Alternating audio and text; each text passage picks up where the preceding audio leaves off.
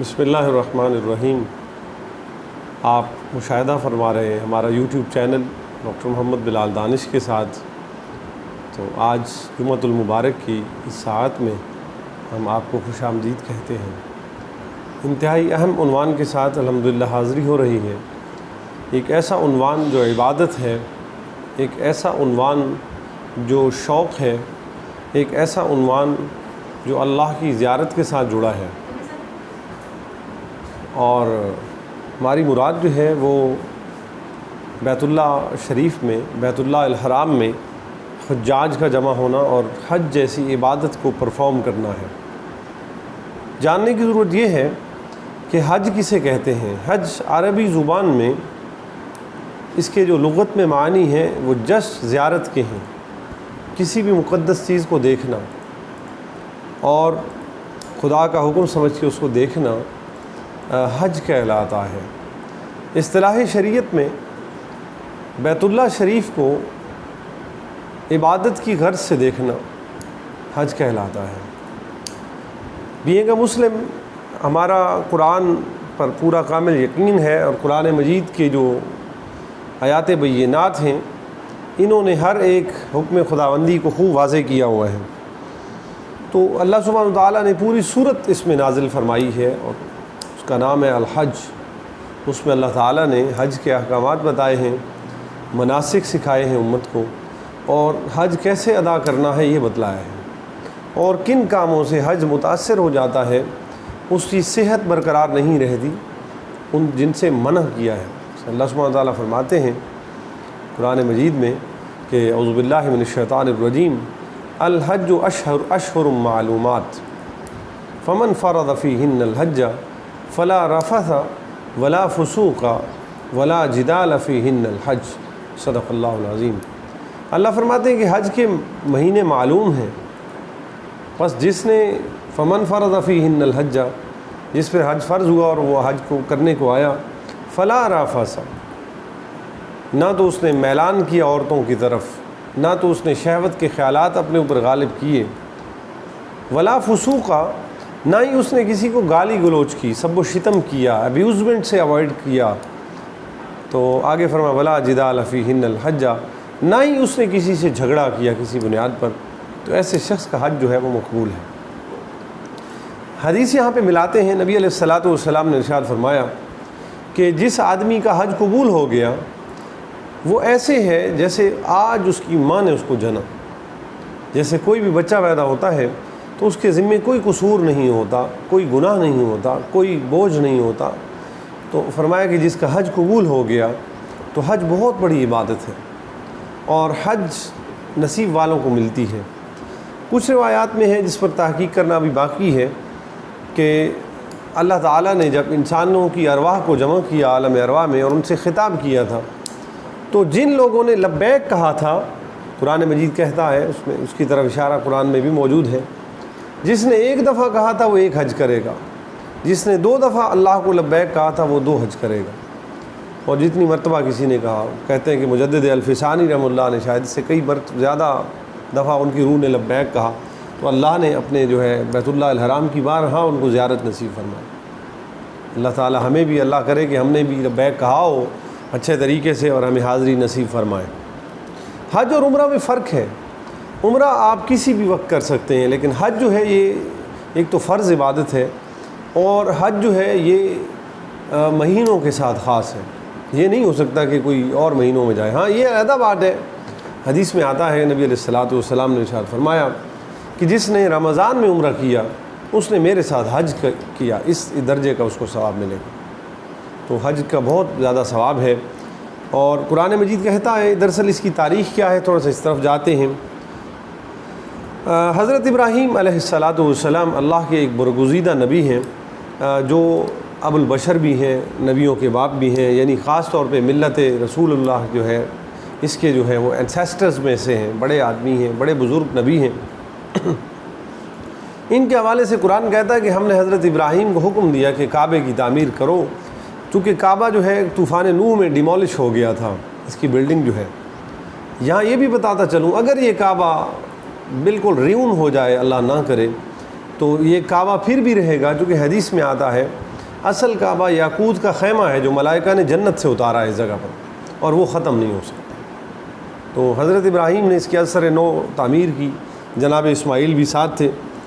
تو اللہ تعالیٰ نے آپ کو حکم دیا، اعوذ باللہ من الشیطان الرجیم، وَأَذِّن فِي النَّاسِ بِالْحَجِّ، کہ بلائیے لوگوں کو حج کی جانب، یأتوک رجالاً، لوگ چلتے آئیں گے، وعلی کل ضامر یأتین من کل فج عمیق، جو کمزور کمزور دبلی اونٹنیوں پر آئیں گے۔ تو یہ دراصل اللہ سبحانہ وتعالیٰ اس آیت میں عربوں کے جو ٹرینڈز اور ٹریڈیشن آف ٹریولنگ تھے اس کی طرف اشارہ فرما رہے ہیں۔ چونکہ چارہ عرب میں کم ہوتا تھا تو ان کی اونٹنیاں جو تھیں وہ بڑی دبلی پتلی تھیں۔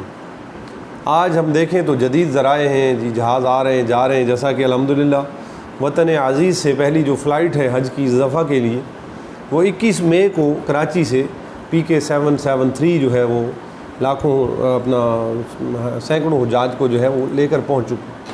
اللہ تعالیٰ ان کو حج مقبول فرمائے اور منظور فرمائے۔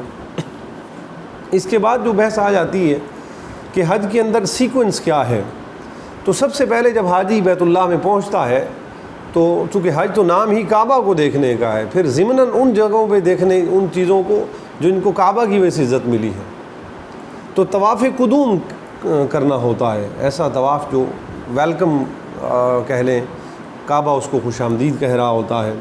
طواف کو سمجھتے ہی ہوں گے ہمارے ناظرین کرام، ایک عبادت ہے بیت اللہ کے گرد۔ ایک طواف میں 7 شوط ہوتے ہیں، 7 چکر ہوتے ہیں۔ تو اللہ کا یہ حکم ہے، تو طواف قدوم کیا جاتا ہے، پھر اس کے بعد جو ہے مینا کی طرف روانہ ہوتے ہیں، اور مینا کے اندر حاجی قیام کر کے یوم ترویہ کا جو ہے دن جو ہے اس کو وہاں پہ وہ گزارتے ہیں۔ بتاتا چلوں کہ حج کے جو ایام ہیں وہ 18 ذی الحج سے معاذ اللہ 8 ذی الحج سے جو ہے 13 ذی الحج تک جو ہے، یعنی کہ ایام تشریق سے جو ہے موسوم ہے۔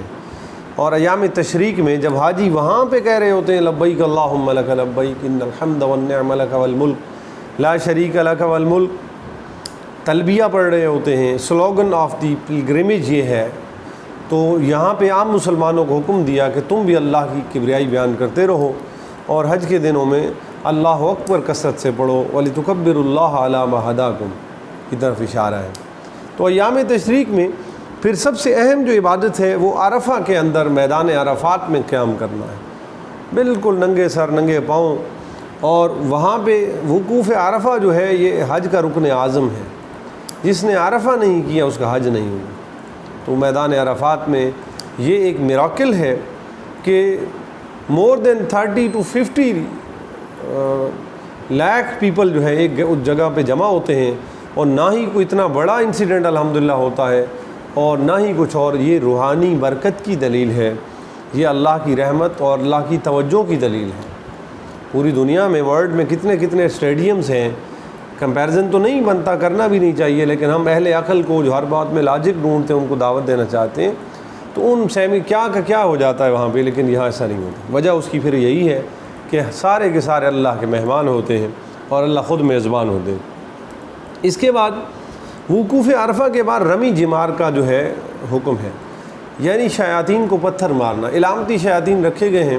یہ جگہ وہ ہے کہ جب حضرت ابراہیم علیہ نبینا علیہ الصلاۃ والسلام اپنے بیٹے کی قربانی کرنے کے لیے پہنچے تھے اور اس کو ذبح کرنے جا رہے تھے اللہ کے حکم کے مطابق، خواب کی اس کے تعبیر کے مطابق، تو شیطان آیا اور اس نے وسوسہ ڈالا جناب ابراہیم کو۔ وسوسہ خطرناک ترین شے ہے، انسان کو ڈرانے میں شیطان کا یہ ہتھیار ہے۔ حدیث میں آتا ہے کہ جو انسان باتھ روم میں اگر بیت الخلاء استعمال کرے گا تو وہاں وساوس کا بہت امکان ہے، اس لیے پہلے دور دور بیت الخلاء بنائے جاتے تھے۔ تو وسوسہ الذی یوسوس فی صدور الناس، یہ ایک ویپن ہے ڈیول کا، اس سے بچنے کے لیے دعائیں ہیں۔ حدیث میں آتا ہے کہ تم یہ پڑھتے رہو، رب اعوذ بک من ھمزات الشیاطین واعوذ بک رب ان یحضرون، تو وہ تمہیں وسوسہ نہیں ڈال سکے گا، اس کی لمبی چونچ ہے۔ تو حضرت ابراہیم کو جب اس نے وسوسہ ڈالا تو آپ تو اللہ کے نبی تھے، فوراً ان کو سمجھ آ گئی، بودر کر گئے کہ یہ تو مجھے دھوکہ دے رہا ہے اور کوشش کر رہا ہے کہ میں معاذ اللہ کے حکم کو بجا نہ لاؤں۔ تو انہوں نے اس کو پتھر مارا، وہ رمی، رما کا معنی نہیں ہوتا پتھر پہ۔ خدا کو وہ طرز عبادت ایسا پسند آیا کہ اس نے ہر حاجی پہ لازم کر دیا کہ میرے ابراہیم کی طرح یہ سنت ادا کرو گے تو پھر تمہارا کعبے کی زیارت کو حج کو میں قبول کر لوں گا۔ اگر تم نے رمی جمار نہ کیا تو حج قبول نہیں ہوگا۔ اسی طرح قربانی کا عمل بھی جو ہے وہ وہاں پہ ہوتا ہے، حجاج کو حکم ہے کہ حلق کرنے سے پہلے جو ہے وہ قربانیاں کریں۔ آگے بڑھیے تو شرائط کیا ہیں حج کی، یہ ایک اہم بات ہے۔ یاد رہے کہ حاجی کے لیے مسلمان ہونا ضروری ہے۔ اگر کوئی غیر مسلم حج بیت اللہ کے تمام مناسک ادا کر سکتا ہے لیکن اس کا حج قبول نہیں ہوتا۔ گرو نانک کے بارے میں تاریخ میں لکھا ہے کہ انہوں نے بھی حج کیا اور انہوں نے اپنے احرام پہ کلمہ بھی لکھوایا، اور اس دور میں اگر تو مسلمان تھے تو ان کا حج قبول ہو گیا ہوگا، اگر ایسا نہیں تھا تو اللہ اس کے بارے میں یقیناً ہدایات واضح کر چکے ہیں کہ حج صرف مسلمانوں پہ لازم۔ اسی طرح عاقل ہو وہ شخص، یعنی مجنون نہ ہو۔ فاطر العقل آدمی کا حج نہیں ہوتا، جو مینٹل ہے، جو ڈس آرڈر ہے، جس کی دماغی کیفیت خراب ہے، ایسے آدمی کا حج نہیں قبول ہوتا۔ اور نمبر 3 یہ ہے کہ پیبرٹی جو ہے یا بلوغت جو ہے، انسان کا جب بچوں کی اہلیت اس میں پیدا ہو جائے، نسل بڑھانے کے قابل ہو جائے، مرد ہے یا عورت ہے، تب اس پہ حج فرض ہے، ورنہ حج فرض نہیں ہوتا۔ اور آزادی شرط ہے، اگر کسی اسٹیٹ میں آکوپیشن چل رہا ہے غیر کا تو ان پر حج ساقط ہو جائے گا، الا کہ وہ اسٹیٹ الاؤ کرے پھر تو ہے، تو آزادی بھی شرط ہے۔ 5th چیز جو ہے، 5ویں نمبر کی شرط کیا ہے؟ راستوں کا پرامن ہونا، جنگیں نہ ہو رہی ہوں، راستے پرامن ہوں۔ تو ان شرائط کے ساتھ جب کوئی انشاءاللہ حرم میں جائے گا تو اس کا حج قبول ہو جائے گا۔ انشاءاللہ اس کو آگے بھی بڑھائیں گے۔ یہ آج کا ہمارا پہلا پروگرام تھا حج کے حوالے سے، اور اس حوالے سے پھر آخری گزارش یہ ہے، بہت اہم ہے کہ اگر ہم کعبۃ اللہ نہیں جا سکتے تو خدا نے گھر میں والدین تو رکھے ہیں، ہماری صبح شام ہمارے لیے ہم حج کر سکتے ہیں۔ رسالت مآب نے فرمایا صلی اللہ علیہ وسلم کہ جس نے اپنے باپ کو محبت بھری نظر سے دیکھا اس نے گویا کعبۃ اللہ کی جانب دیکھا، یعنی اللہ نے اس کو ایک حج کا ثواب عطا فرمایا۔ حضرت ام عائشہ صدیقہ رضی اللہ تعالیٰ عنہ فرماتی ہیں کہ نبی علیہ الصلوۃ والسلام نے پہلا حج جو 10 ہجری میں فرمایا، 9 ہجری میں حج فرض ہوا تھا، یاد رکھیں، یہ بات بھی بتانا بہت ضروری تھی۔ اور جو پہلا حج ہے 9 ہجری والا، اس کی جو قیادت ہے، اس کی جو امارت تھی اور حج پڑھانے کی ذمہ داری تھی، وہ سیدنا ابو بکر صدیق رضی اللہ تعالیٰ عنہ کے ذمہ لگائی گئی۔ پیچھے کچھ آیات نازل ہوئیں، حضور اس حج میں موجود نہیں تھے۔ وجہ اس کی یہ تھی کہ پوری دنیا سے وفود آ رہے تھے، اسے عام الوفود بھی کہا جاتا ہے، 6 ہجری میں 9 کو، اور وہ آ رہے تھے اور حضور سے ملنا چاہ رہے تھے، اسلام کے بارے میں جاننا چاہ رہے، تو آپ نہ جا سکے۔ آپ نے اپنی اونٹنی کو بھیجا جس پر جناب سیدنا علی المرتضیٰ کرم اللہ علیہ وجہ جو ہے سوار تھے۔ ان مختصر سی باتوں کے ساتھ آخر میں وہ دعا کی درخواست ہے آپ سب سے، اور ہماری اس چینل کو، اس کاوش کو پروموٹ کریں، آپ بھی شیئر کریں اس کو بہت زیادہ۔ اور اللہ تعالیٰ جو مجھ سے غلط کچھ کہہ گیا مجھے معاف فرمائے، مجھے بھی بیت اللہ کی زیارت نصیب فرمائے، آپ کو بھی زیارت نصیب فرمائے۔ جتنے مسلمان سن رہے ہیں، دیکھ رہے ہیں، جو کر چکے ہیں قبول فرمائے، جو اس کے بغیر دنیا سے چلے گئے ان کے ورثاء کو جو ہے کرنے کی توفیق عطا فرمائے۔ وما علینا الا البلاغ۔